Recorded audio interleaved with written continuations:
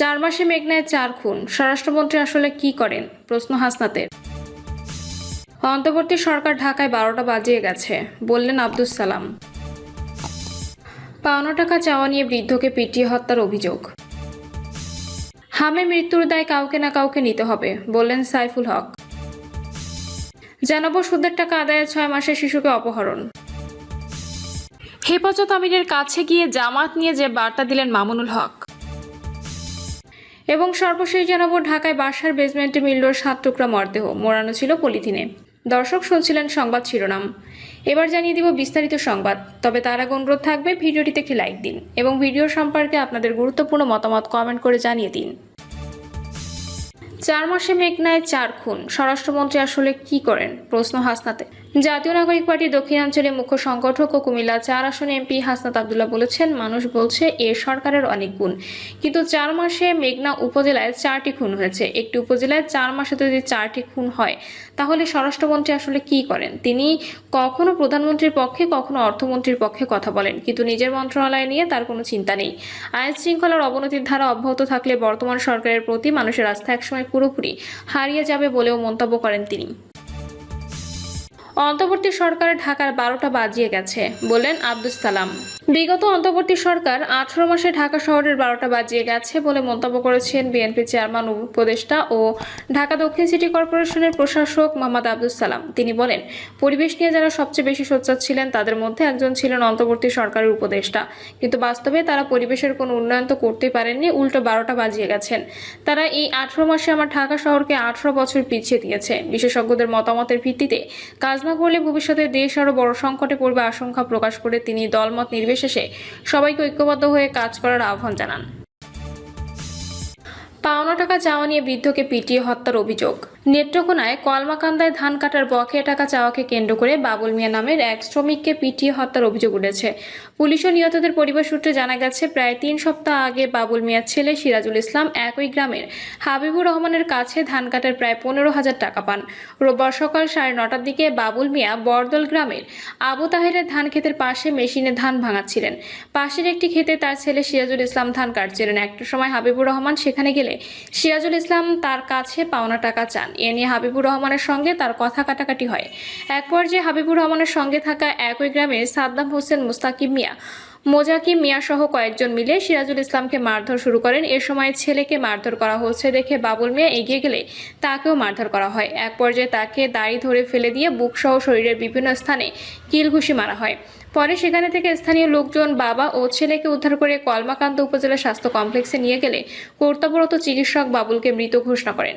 এ ঘটনায় অভিযুক্তদের বক্তব্য জানতে তাদের মোবাইল ফোনে একাধিকবার যোগাযোগের চেষ্টা করা হলেও ফোন বন্ধ পাওয়া যায়।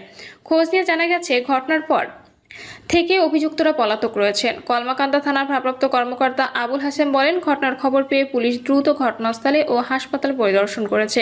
এ ঘটনায় জড়িতদের বিরুদ্ধে আইনগত ব্যবস্থা নেওয়া হবে। হামে মৃত্যুর দায় কাউকে না কাউকে নিতে হবে, বলছেন সাইফুল হক। হামজনিত অসুখ নিয়ন্ত্রণে না আসায় গভীর উদ্বেগ প্রকাশ করে বিপ্লবী ওয়ার্কার্স পার্টির সাধারণ সম্পাদক সাইফুল হক বলেছেন, হামের সঙ্গে কোনো ভাইরাস যুক্ত হয়ে শিশুদের এই ভয়াবহ প্রাণহানি ঘটেছে কিনা দ্রুত তা খতিয়ে দেখা দরকার। তিনি বলেন, প্রায় 500 শিশুর মর্মান্তিক মৃত্যুর দায় দায়িত্ব কাউকে না কাউকে তো নিতে হবে। হামের টিকা আমদানি সহ চিকিৎসায় অবহেলার বিষয়ে যদি বিগত অন্তর্বর্তী সরকারের দায় থাকে, তাহলে নির্দিষ্টভাবে চিহ্নিত করতে হবে এবং সংশ্লিষ্টদেরকে আইনের আওতায় নিয়ে আসতে হবে। এছাড়া হামে মৃত্যু ও চিকিৎসার ব্যাপারে বর্তমান স্বাস্থ্য মন্ত্রণালয়ে কতটুকু কি দায়িত্ব রয়েছে তাও নির্দিষ্ট করা প্রয়োজন বলে উল্লেখ করেন এই বামপন্থী নেতা। আগামী জাতীয় বাজেটে চিকিৎসা খাতকে অগ্রাধিকার তালিকায় রাখার জন্য সরকারের প্রতি আহ্বান জানান সাইফুল হক। একই সঙ্গে সমাজের গরিব ও প্রান্তিক পরিবারের মানুষদের চিকিৎসা সেবা লাভ করার আহ্বান জানান। সুদের টাকা আদায়ে 6 মাসে শিশুকে অপহরণ। শরীয়তপুরের জাজিরায় সুদের টাকা আদায় করতে 6 মাস বয়সী এক শিশুকে অপহরণের অভিযোগ উঠেছে তারই চাচির বিরুদ্ধে। পরে সেই টাকা ফেরত দেওয়ার কথা বলে কৌশলে ডেকে এনে তাকে পুলিশের হাতে তুলে দেয় স্থানীয়রা। তবে অপহৃত ওই শিশুটিকে উদ্ধার করা সম্ভব হয়নি। স্থানীয় সূত্রে জানা যায়, জাজিরা উপজেলায় পূর্বানৌডোবা ইউনিয়নের হাজী মজিদ ব্যাপারী কান্দি এলাকায় মালয়েশিয়া প্রবাসী জুয়েল মলিকের ও রাত্রি বেগম দম্পতির 6 মাস বয়সী শিশু সন্তান জাহেদ রাফসান 2 বছর আগে যা আমেনা বেগমের মাধ্যমে সুদের ওপর 4 লাখ টাকা নেন রাত্রি রাত্রি বেগম। গত বছর সুদসহ 4.5 লাখ টাকা পরিশোধ করেন তিনি, তবে আরও টাকা পাবেন বলে দাবি আমিনা বেগমের।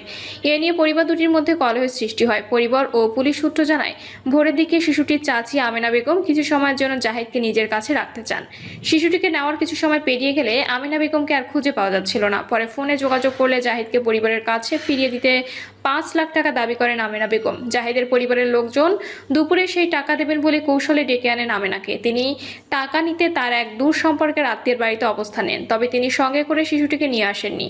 এক পর্যায়ে শিশুটির স্বজনরা বিষয়টি পুলিশকে জানালে আমিনাকে আটক করা হয়। তবে এখনো পর্যন্ত শিশুটি উদ্ধার না হওয়ায় পরিবারের সদস্যদের মধ্যে উদ্বেগ উৎকণ্ঠা বিরাজ করছে। শিশুটির মা রাত্রি বেগম বলেন, অনেক আগে টাকা পয়সা লেনদেনের ঝামেলা মিটে গেছে। আমি তার সব টাকা পরিশোধ করে দিয়েছি। তারপরও আমার ছেলেকে নিয়ে চলে গেছে। 2 দিন ধরে আমার বাচ্চাকে পাচ্ছি না। আমার 6 মাসের সন্তানটা কোথায় আছে, কেমন আছে কিছুই জানি না। ও তো এখনো ঠিকমতো কথাও বলতে পারে না, শুধু আমাকে না দেখলে কাঁদে। আমার বাবুটাকে কে খাওয়াচ্ছে, কে কোলে নিচ্ছে, এই চিন্তায় আমি পাগল হয়ে যাচ্ছি। আমি শুধু আমার সন্তানকে ফেরত চাই। অভিযুক্ত আমিনা বেগমের দাবি, তার পাওনা টাকা ফিরিয়ে না দিলে শিশুটিকে ফেরত দেবেন না। তিনি বলেন, আমি ঋণ করে টাকা এনে দিয়েছি, আমি সেই ঋণের বোঝা বয়ে বেড়াচ্ছি। মাসে মাসে আমার টাকাগুলো পরিশোধ করে দেওয়ার কথা বলা হলেও ওরা টাকা দেয়নি। তাই আমি বাধ্য হয়ে টাকা আদায় করতে শিশুটিকে অপহরণ করেছি। আমার টাকা ফেরত না পেলে জাহিদকে ফেরত দেব না। এ বিষয়ে জেলা পুলিশ সুপার রওনক জাহান বলেন, অভিযুক্ত ওই নারীকে আটক করা হয়েছে।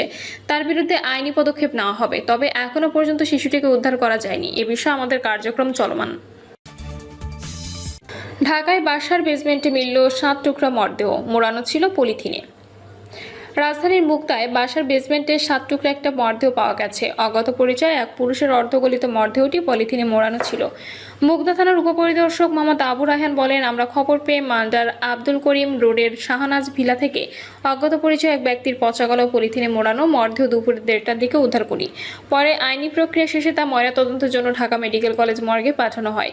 এসআই রায়হান জানান, নিহত ব্যক্তির গলার নিচ থেকে পেট পর্যন্ত চিরে দেওয়া এবং 2 হাত ও 2 পা বিচ্ছিন্ন করা।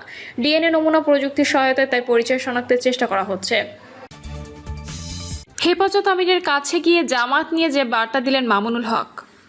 জামায়াতে ইসলামীর সঙ্গে আদর্শিক বা আকীদাগত কোনো ঐক্য হয়নি বলে জানিয়েছেন বাংলাদেশ খেলাফত মজলিসের আমির মাওলানা মামুনুল হক।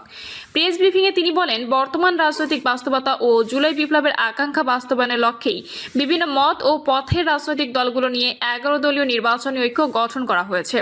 আমাদের জোটে এমন কিছু দলও রয়েছে যারা রাষ্ট্র ক্ষমতায় ইসলাম প্রতিষ্ঠার প্রশ্নে ভিন্ন মত পোষণ করে। তবে বর্তমান জাতীয় পরিস্থিতির প্রয়োজনেই এই রাজনৈতিক ঐক্য গড়ে উঠেছে। তিনি বলেছেন, জামাত ইসলামের সঙ্গে আকীদা, বিশ্বাস ও চিন্তাগত মতপার্থক্য আগে যেমন ছিল এখনো তেমন রয়েছে। এই রাজনৈতিক সমন্বয় কোনোভাবে আদর্শিক বা আকীদাগত ঐক্য নয়, বরং বৃহত্তর জাতীয় প্রেক্ষাপটে একটি কৌশলগত রাজনৈতিক ঐক্য।